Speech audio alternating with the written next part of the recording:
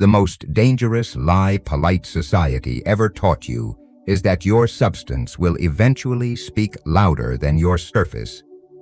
You walk into the boardroom, the crucial interview, or the high-stakes negotiation, heavily armed with airtight data, a flawless track record, and perfectly rehearsed arguments.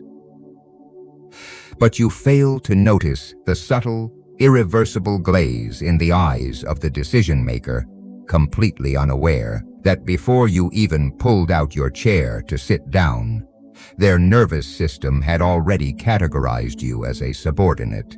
You lost the room before you cleared your throat. Your presence is the premise.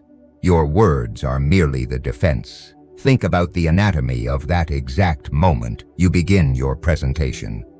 You are articulate, logical, and entirely correct. But every brilliant point you make feels like it is hitting a wall of invisible friction. The people across the table nod. They smile with professional courtesy, but the energy is dead. There is no spark of deference, no magnetic pull toward your ideas. You leave the room exhausted, only to watch a less competent rival, someone with half your intellect but twice your visual calibration, walk in and effortlessly command the leverage you just bled for. You tell yourself it is just office politics. You tell yourself the culture is shallow. You retreat into the comforting, ego-protecting delusion that you are simply too principled to play their superficial game. But what happened in that room was not politics, and it was not shallow. It was a biological reflex operating exactly as it was designed to. Human beings do not rationally evaluate you when you enter their field of vision. They do not have the cognitive bandwidth, the time, or the evolutionary incentive to carefully weigh your credentials, your hidden morality, or your untapped potential. Instead, their brain outsources the initial judgment to an ancient, lightning-fast threat and status assessment system.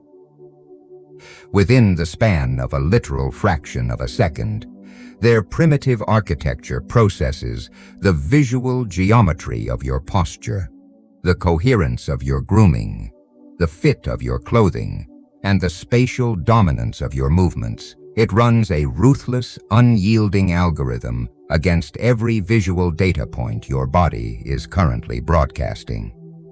Is this person a threat? Are they an asset? Do they command their environment, or are they a victim of it? The verdict is generated and sealed before the visual cortex has even finished fully rendering the shape of your face. By the time you open your mouth to formally introduce yourself, the person across from you is no longer deciding who you are. They are simply waiting for you to confirm the decision their nervous system has already finalized. The people who quietly control the world understand this at a cold, mechanical level. They do not view their physical presentation as an accessory, a morning chore, or a concession to corporate vanity. They view it as the most unforgiving battlefield of power. They know that every single time you step into the public gaze, you are submitting yourself to an involuntary audit. And the profound tragedy of the intelligent, hard-working professional is that they voluntarily walk into this daily audit completely unarmed. They invest decades and hundreds of thousands of dollars into their education, their technical skills, and their strategic thinking. Yet they package that immense value in a physical vessel that leaks ambient signals of vulnerability, disarray, and low status. There is a specific arrogance unique to the highly educated and the deeply skilled. They believe that their mind is the only asset that truly matters, completely blind to the reality that the mind must broadcast through the medium of the body. They wear their disheveled nature as a badge of honor, proof that they are too focused on the real work to care about the aesthetic surface. They mistake a lack of visual discipline for a surplus of intellect. But if the medium is chaotic, the message is instantly corrupted. When you show up visually uncalibrated, you do not just look a little messy, you trigger an unconscious cognitive tax on everyone forced to interact with you. The observer's brain registers your poorly fitted clothing, your slumped shoulders, or your neglectful grooming as a subtle but undeniable lack of environmental mastery. It broadcasts a signal that you either do not understand the stakes of the room, or you simply lack the internal discipline to prepare for them. Either way, you are instantly flagged as a lower-tier player. And because human beings despise cognitive dissonance, they will spend the rest of the interaction finding highly rational-sounding reasons to dismiss your ideas, simply to justify the biological distaste they felt the moment you walked in. They will tell you your proposal lacks vision, or that you aren't quite the right cultural fit, when the lethal, unspoken truth is simply that your physical presence did not command their submission. This is the velvet dagger of human interaction. The game is being played whether you acknowledge it or not, and boycotting the rules only ensures your own defeat.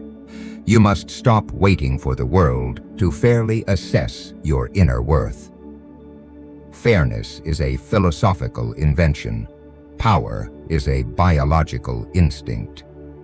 If you want to stop being underestimated, if you are genuinely tired of watching the mediocre ascend while you are left holding the heavy lifting, you have to fundamentally change your relationship with the mirror. You have to stop dressing for comfort or basic decency and start dressing to weaponize the space you occupy. You have to realize that the visual signal you broadcast is not a reflection of your vanity, but the exact, undeniable measure of your strategic intent.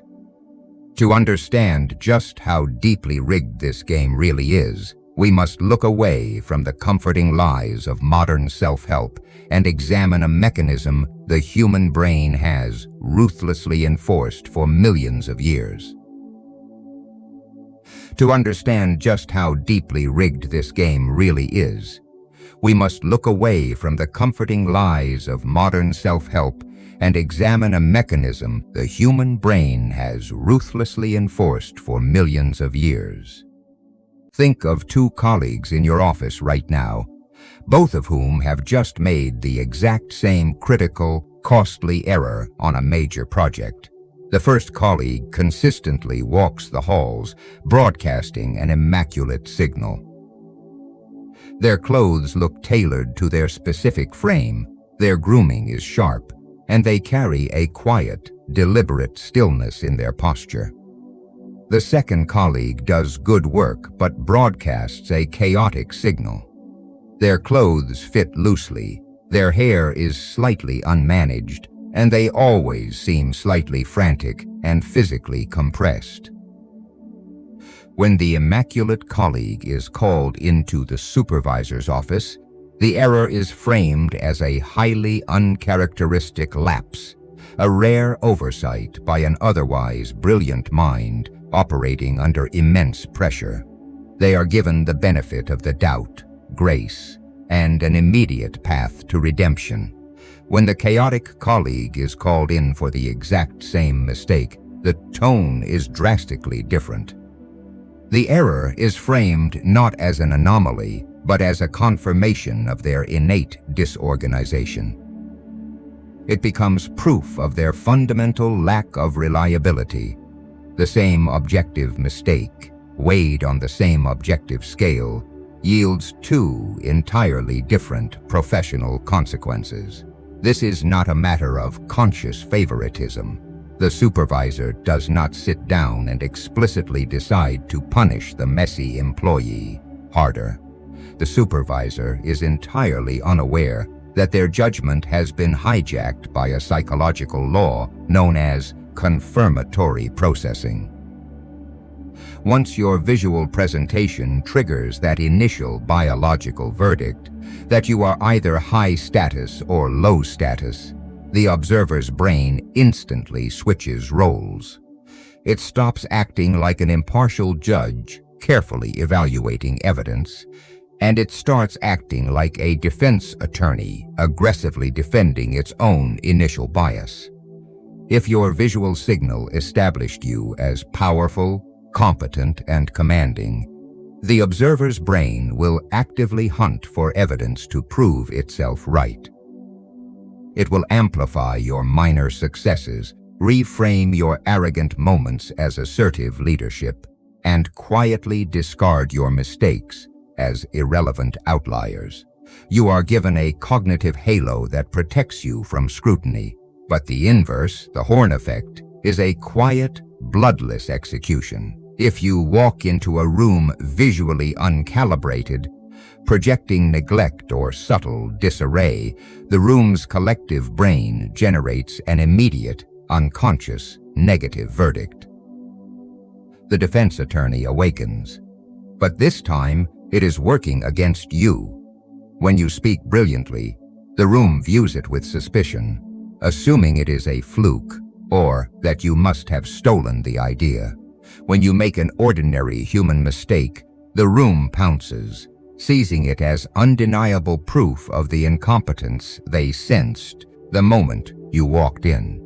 You are forced to operate under an immense cognitive tax. Every argument requires twice the effort to land.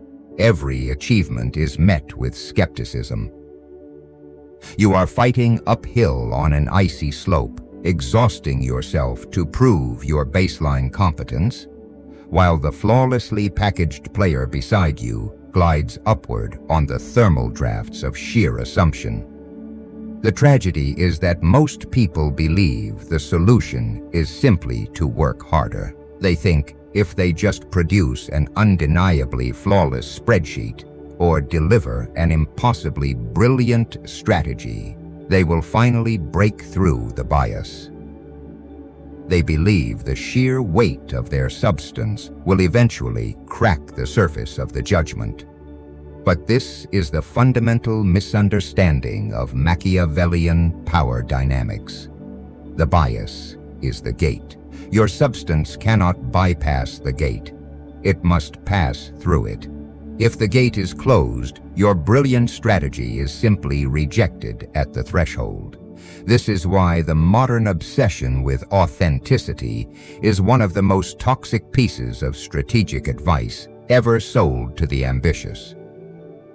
We are constantly told to just be ourselves, to show up in our raw, unfiltered, comfortable state, and demand that the world accept us for our inner worth. It is a beautiful, deeply comforting sentiment that has absolutely zero utility in the mechanics of power. Authenticity is the luxury of those who have already conquered the room.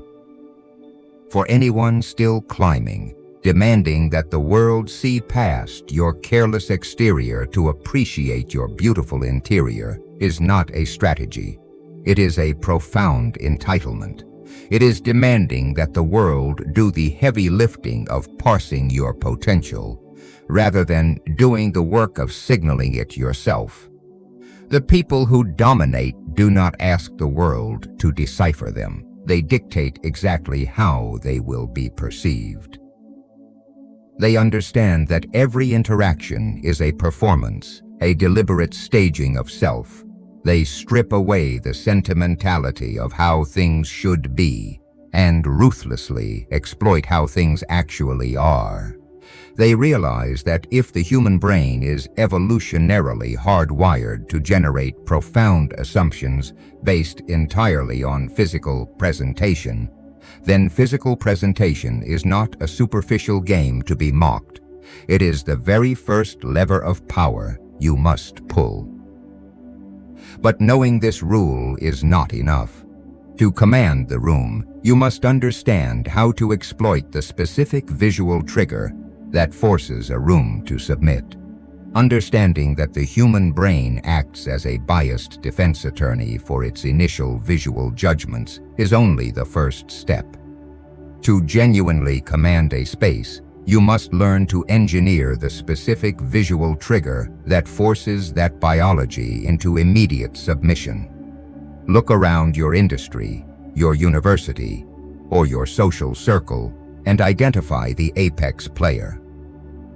Not the loudest person in the room, not the one desperately handing out business cards, and not the one dominating the conversation with nervous, ungrounded energy. The apex player is the one whose power feels ambient, almost atmospheric.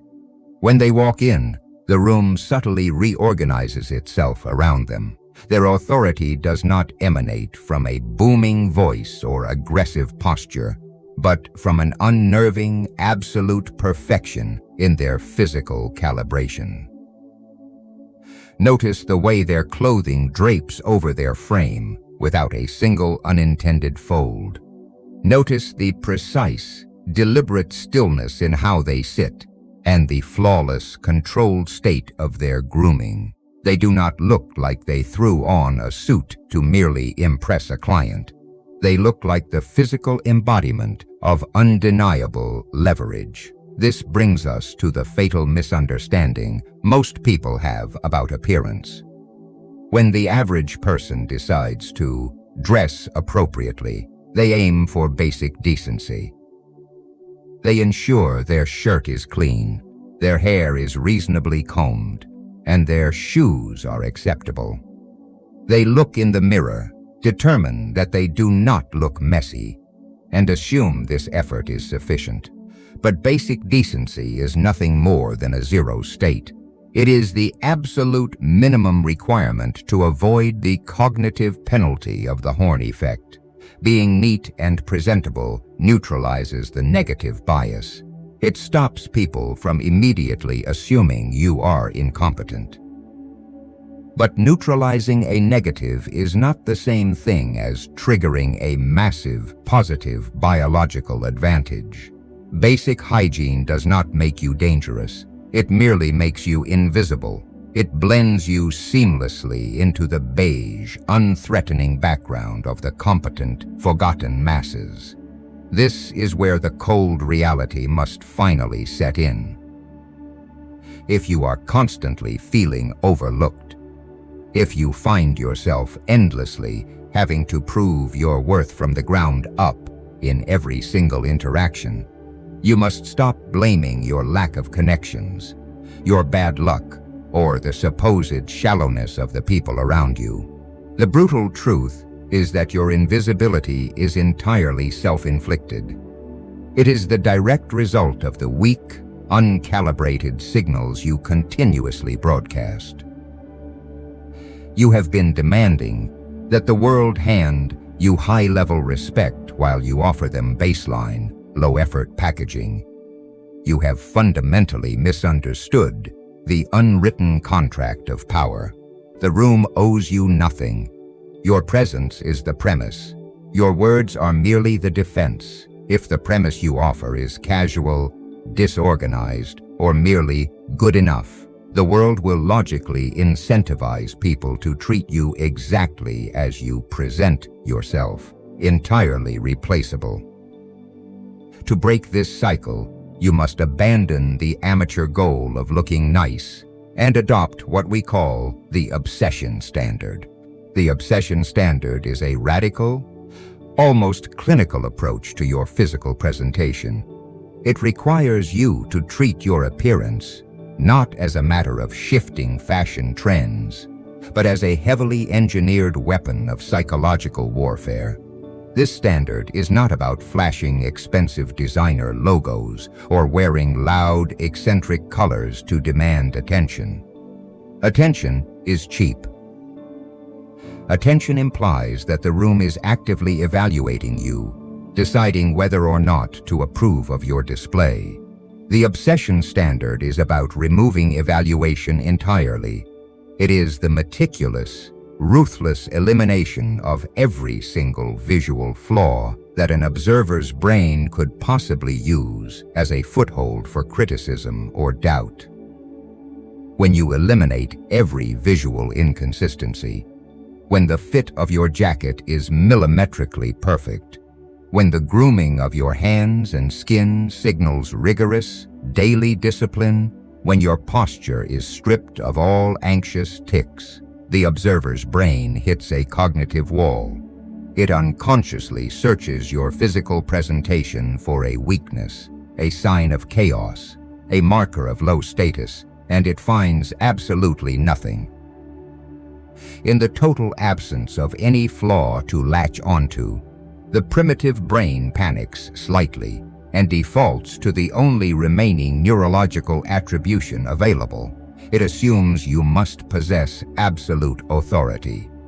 It assumes that anyone who commands their own physical vessel with such terrifying precision must inherently command the environment around them. This is why you must aggressively divorce the concept of appearance from the concept of vanity. Vanity is a profound weakness. The vain person stares in the mirror, hoping to be admired, constantly seeking validation from the external world. They dress to be liked, making them dependent on the audience's mood. The Machiavellian player looks in the mirror and sees a piece of machinery that needs to be calibrated for maximum strategic impact. They do not care if the room likes them. They care if the room submits to them. The obsession standard is cold, detached, and entirely utilitarian. It is the raw recognition that the biological filter of human judgment is fixed, and rather than whining about its unfairness, you choose to exploit it with ruthless, mechanical efficiency. When you operate at the obsession standard, you trigger a halo effect so intense that it distorts reality in your favor. Your silence is no longer read as shyness or uncertainty. It is instantly interpreted as the quiet calculation of a mastermind. Your simple ideas are read as profound elegance. Your demands are not seen as arrogant overreach, but as the natural, immovable boundaries of a person of immense value. You stop having to fight for your basic dignity in the workplace or the dating market, and you start negotiating from the apex of the hierarchy. You cease to be a passive participant in the social game and become the architect of the social outcome. But constructing this armor requires far more than expensive fabric. It demands absolute mastery over the ambient signals your body is leaking right now. Constructing this armor requires far more than expensive fabric. It demands absolute mastery over the ambient signals your body is leaking at this exact moment. If you want to understand the anatomy of a truly lethal presence, you have to stop listening to what people say and start dissecting the microscopic physical cues they involuntarily broadcast. Imagine sitting across from someone in a high-stakes negotiation or a tense, defining conversation. Your conscious mind is dutifully processing the words coming out of their mouth, but your central nervous system is running an entirely separate, silent interrogation. It is scanning their physical geometry. It is measuring their stillness. It is evaluating whether the narrative they are spinning verbally matches the truth they are broadcasting physically. Consider the way the average person handles the pressure of a demanding environment. Without realizing it, their body betrays them. They fold inward. Their posture becomes slightly compressed, their shoulders hunching forward in an ancient biological effort to protect their vital organs. They cross their arms. They touch their face. Their hands busy themselves with pens or phones. They are physically apologizing for taking up space. This is not just a sign of nervousness. It is a primal threat response. Their body is loudly signaling to everyone watching that this environment is dangerous to them. And the brutal logic of human hierarchy dictates that if the room is a danger to you, you cannot possibly be the one in command of the room. You become prey by default. Now, look at the strategist. The true Machiavellian player occupies space with a fundamentally different physics. There is a heavy, settled stillness to their presence. They do not fidget. They do not physically shrink or contort themselves to accommodate the tension in the air. They maintain an expansive, grounded posture, not as a forced display of alpha male dominance, which always looks ridiculous and transparent, but out of absolute, chilling comfort. Their stillness broadcasts a terrifying signal. They have never needed to guard against this environment because they are the highest threat level in the room. They are the predator at rest. We inherently trust this physical reality far more than we trust verbal communication. Society has aggressively trained us to understand that words are cheap. Words are endlessly manipulable, easily rehearsed, and constantly weaponized to deceive. Anyone can memorize a confident pitch or rehearse a bold boundary, but human beings instinctively know that the ambient signals, your posture, the precision of your grooming, the exact drape of your clothing, are profoundly difficult to fake consistently. We read these physical details as the unfiltered truth because they represent the involuntary information you give off, rather than the calculated information you choose to give. When there is a contradiction between your confident words and your chaotic physical presence, the observer experiences cognitive dissonance. They might not consciously realize why, but they will feel a deep, vague unease. They will sense that you are an imposter. This is why poor fit and nervous movements are so utterly lethal to your reputation. A $3,000 suit that pulls awkwardly across the chest or sags at the shoulders is evaluated biologically worse than a $60 garment that has been tailored to flawlessly follow the architecture of your specific frame.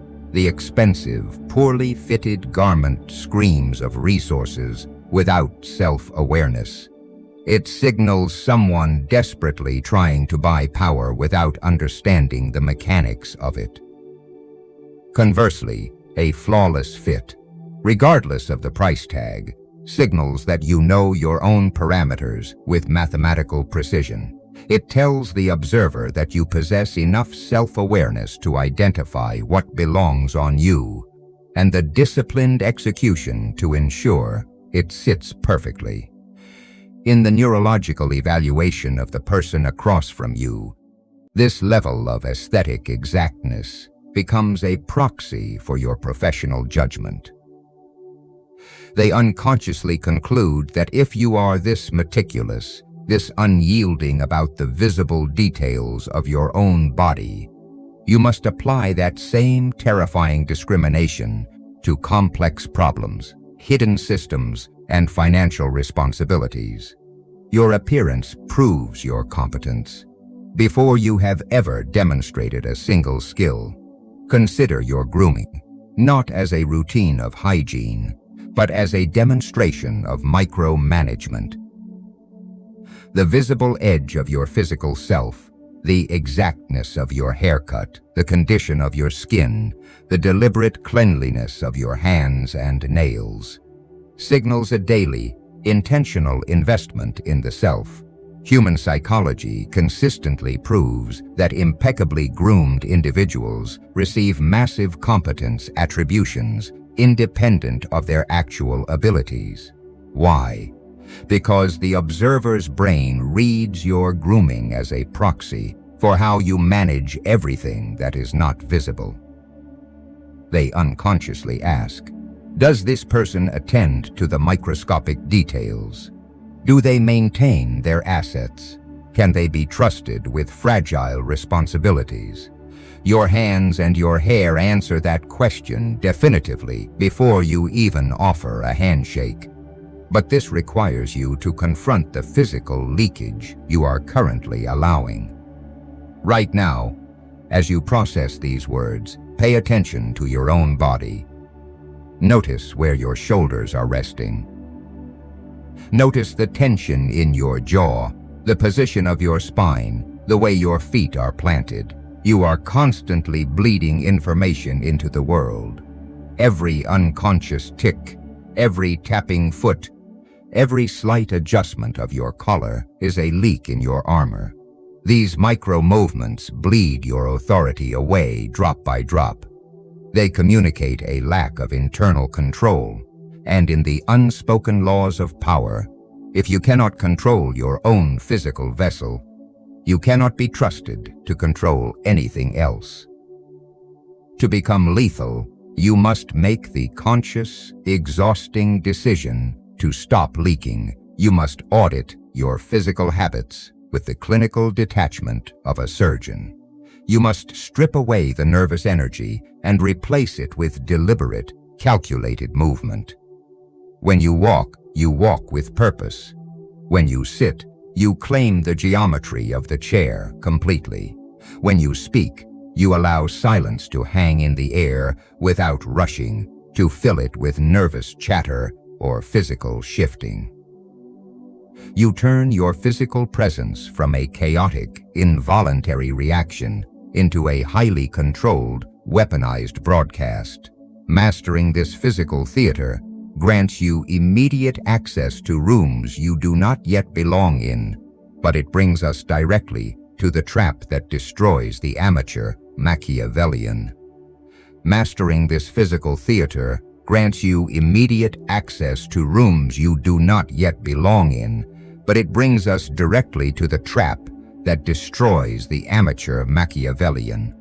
There is a deeply seductive flaw in the modern mantra of faking it until you make it. It is a piece of advice that is exactly half true, which is what makes it so catastrophically dangerous. The half-truth is that the visual facade, if calibrated to the obsession standard, will absolutely bypass the initial guards. It will pick the locks of high society, elite boardrooms, and exclusive hierarchies. You will walk in, and because your physical geometry and ambient signals broadcast undeniable authority, the room will submit. You will be handed the microphone, the capital, or the leverage. The cognitive bias of the halo effect will carry you effortlessly to the center of the arena. But the moment you stand in the center of that arena, the true test begins, and this is where the empty suit is mercilessly shredded. Think of the fraud who has mastered the aesthetic of power, but neglected the machinery beneath it. They look the part flawlessly. Their presence demands the room's attention, and for a brief, intoxicating period, they ride the thermal drafts of unearned deference. They mistake the room's automatic biological submission for genuine, durable respect. But power dynamics are fundamentally predatory, and every high-level room operates as a stress-testing environment. Eventually, the friction point arrives. A crisis erupts that cannot be solved with a perfectly tailored jacket. A complex strategic question is asked that requires deep, agonizingly acquired competence. A rival challenges their position, not with a visual display, but with raw, undeniable intellectual leverage. At this exact moment, the biological illusion shatters. The amateur attempts to rely on their charm, their stillness, or their confident posture to navigate the intellectual deficit. But the room, previously pacified by the aesthetic of competence, suddenly registers the profound mismatch between the visual promise and the operational reality. The cognitive dissonance is deafening. The human brain, which had been acting as a defense attorney for the fraud's assumed brilliance, realizes it has been conned. And human biology does not forgive deception easily. When the image breaks, the collapse is total and violent. The withdrawal of trust is not gradual, it is a punitive snap back to reality. The room does not merely revoke the halo effect, it aggressively imposes the harshest version of the horn effect. The exact same silence that was previously interpreted as masterful calculation is instantly reread as vacant ignorance. The deliberate, slow movements that signaled predatory comfort are reclassified as arrogant laziness. Every single micro-behavior that worked to their advantage is weaponized against them. They are stripped of their unearned leverage, permanently categorized not just as incompetent, but as a parasite who attempted to steal status without paying the toll of actual capability. This is the darker, far more terrifying side of the Machiavellian principle that the amateur fails to grasp. Appearance without substance beneath it is leverage suspended over a void. It is a house built entirely of heavy, ornate doors with no load-bearing walls behind them. Machiavelli himself was painfully specific about this dynamic when he advised that a leader must appear strong, compassionate, and resolute. He was not advocating for a hollow theatrical performance. He explicitly warned that the leader must construct the actual, brutal power structures that make those appearances credible when the siege engines finally arrive at the gates. Your physical presentation is not a substitute for the brutal, unglamorous work of acquiring real skill. It is a force multiplier on that work. Think of your actual competence, your strategic mind, your technical ability, your emotional resilience as raw explosive powder. Alone, piled on the ground, it is difficult to ignite, and its energy dissipates harmlessly into the air. The obsession standard, your flawlessly calibrated physical presence, is the iron barrel of the cannon. It does not generate the power, but it concentrates it, directs it, and turns a dispersed flash into a lethal, armor-piercing projectile. If you have the barrel without the powder, you are holding a heavy, useless tube. If you have both, you become an unstoppable force. The true strategist understands this dual mandate. They do not despise the work of building genuine capability, nor do they despise the work of packaging it. They invest hours in the dark, away from the eyes of the crowd, hardening their mind, studying the intricate mechanics of their industry, and anticipating the moves of their adversaries.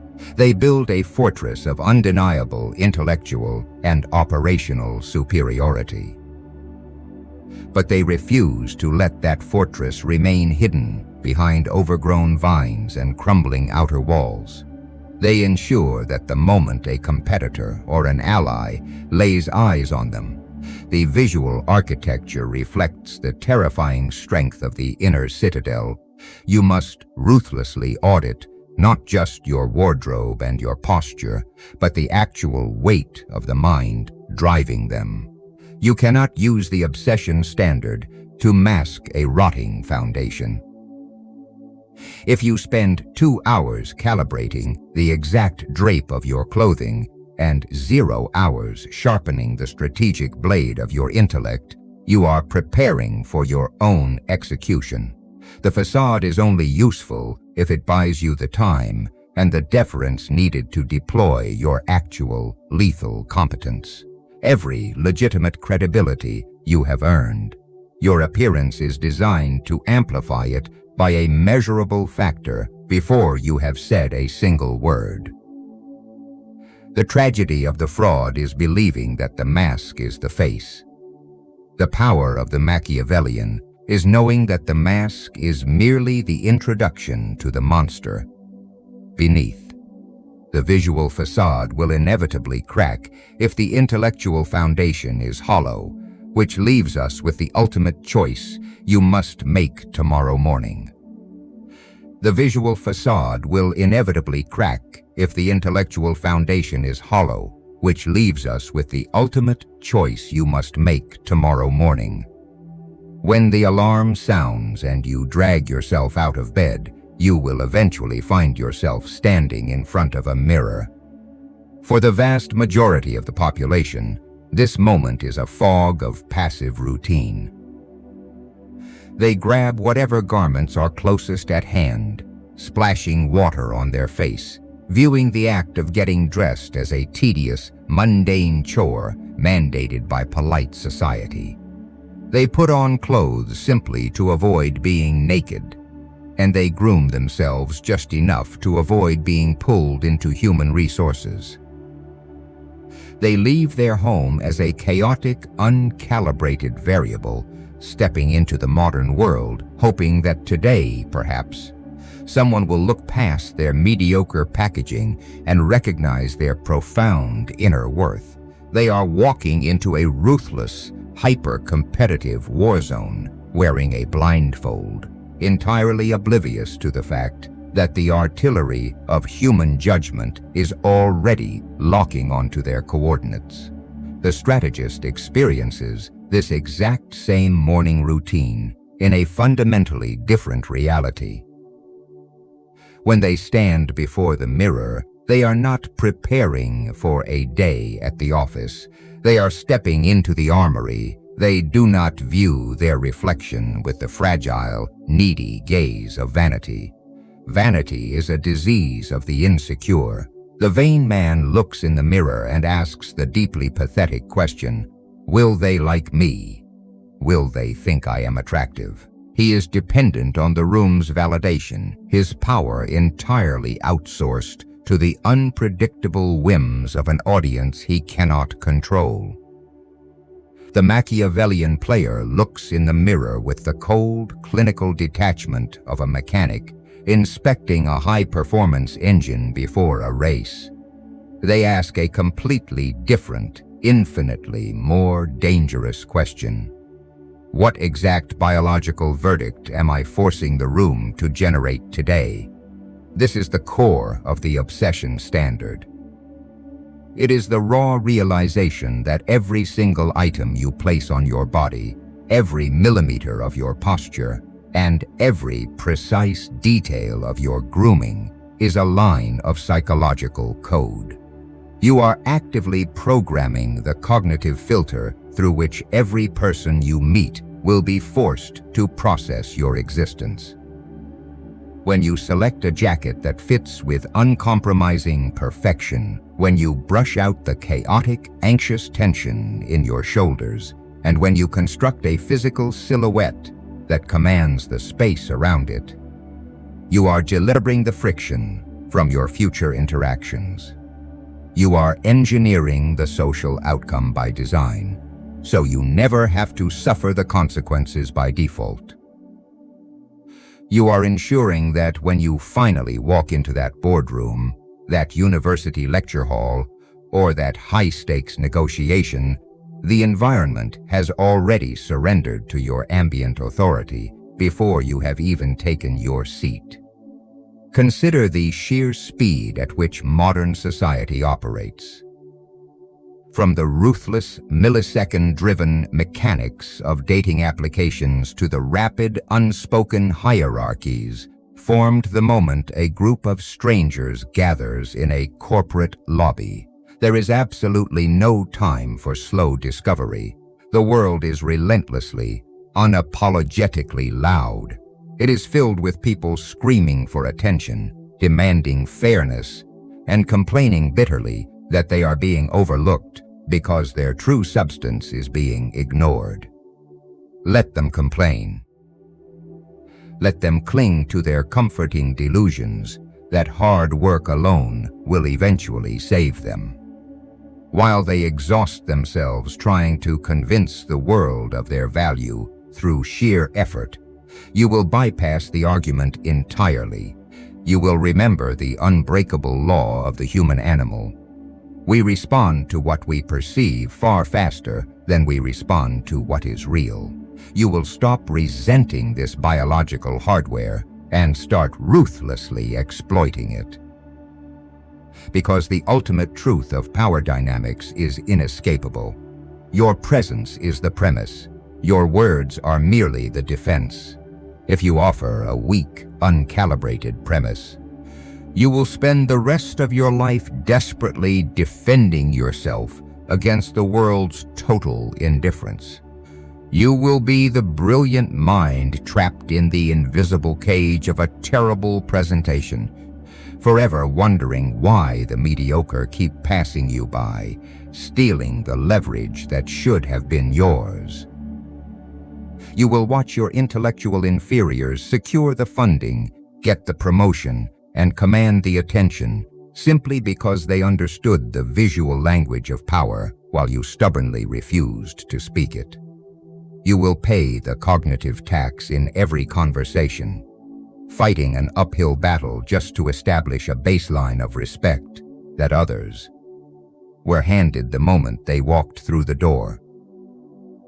But if you weaponize your signal, if you become relentlessly addicted to the standard of flawless physical calibration, the game fundamentally changes. You will experience the profound, quiet luxury of the halo effect in real time. You will notice the subtle ways people step aside to let you pass. You will feel the immediate, unearned weight they give to your casual opinions. You no longer have to fight for your baseline dignity. You no longer have to prove you belong in the room. The room will simply assume you own it, and they will bend over backwards to hand you the keys.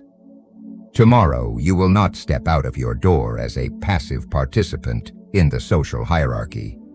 You will walk out as a deliberately engineered threat. You will move with the slow, terrifying stillness of someone who knows exactly how the machinery of human judgment works, and who holds the controls firmly in their own hands. The verdict will always be delivered in the first 39 milliseconds. The only question left is whether you will let their biology decide, or whether you will dictate the terms yourself. If you want to understand the darker, more aggressive applications of this psychology, the tactical frameworks that go beyond mere presentation and into the active manipulation of social leverage, you will not find them here. The algorithm does not tolerate the unvarnished mechanics of human control. That work, the uncensored video essays, the deep psychological teardowns, and the exact behavioral scripts I cannot legally or ethically publish in public, lives exclusively on Patreon. The link is in the description and pinned in the comments. The doors are open for the minority who are ready to stop complaining about the game and start studying the board. For everyone else, keep dressing for comfort. We need people to blend into the background.